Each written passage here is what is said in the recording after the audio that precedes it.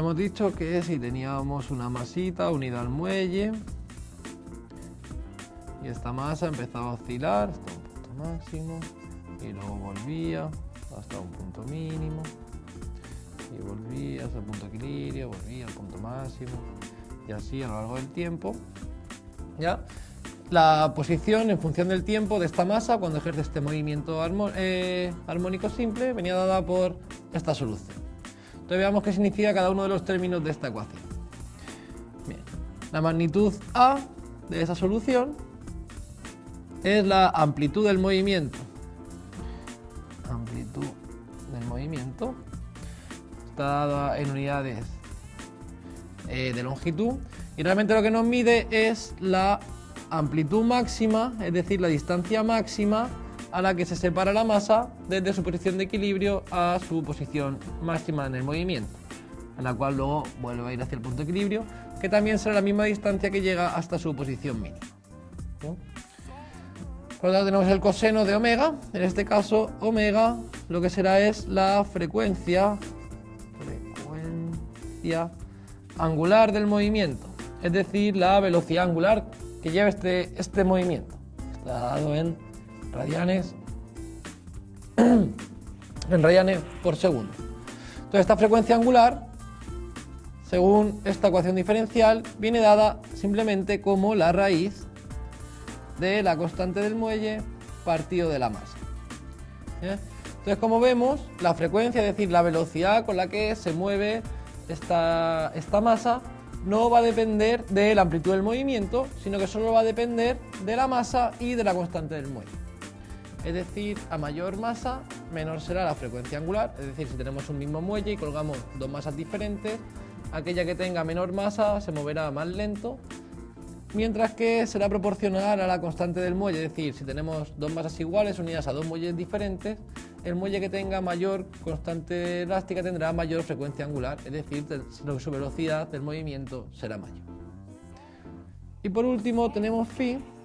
Entonces phi será el desfase o constante de fase,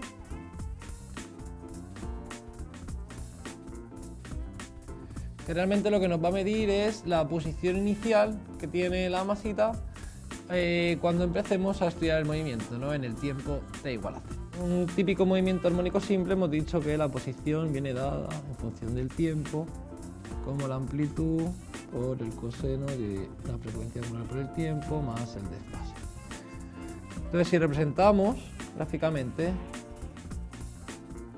la posición frente al tiempo, vemos que esta posición va a variar desde la amplitud máxima, llegará al punto de equilibrio, volverá a la amplitud mínima, llegará al punto de equilibrio, la amplitud máxima, la amplitud mínima, y esta tendrá una forma sinusoidal o cosinusoidal debido a este coseno en función del tiempo. Es decir, parte de la amplitud máxima, llega al punto de equilibrio, llega a la amplitud mínima, punto de equilibrio, y así a lo largo del tiempo.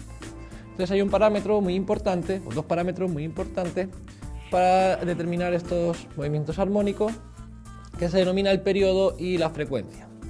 Entonces, el periodo de movimiento sería el tiempo que tarda la partícula en llegar de una posición a su misma posición, es decir, en recorrer todo un ciclo completo. Por ejemplo, en ir desde su amplitud máxima a otra vez su amplitud máxima. Este intervalo de tiempo que se demora en ir desde esa misma posición a su misma posición se denomina periodo, que se denomina por la letra T grande. Ese periodo será el mismo, por ejemplo, en ir desde esta posición, que es cuando pasa por el punto de equilibrio y está bajando a esa posición, este también sería el periodo, o ir desde su amplitud mínima a su amplitud mínima, esto también sería un periodo. Entonces este periodo se define como 2pi partido la frecuencia angular del movimiento. Entonces este periodo se puede calcular directamente a partir de la constante de fuerza del muelle y de la masa.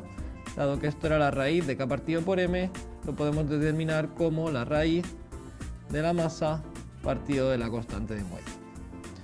Entonces, como vemos, el periodo no va a depender de la amplitud, simplemente de la masa y de la constante del muelle.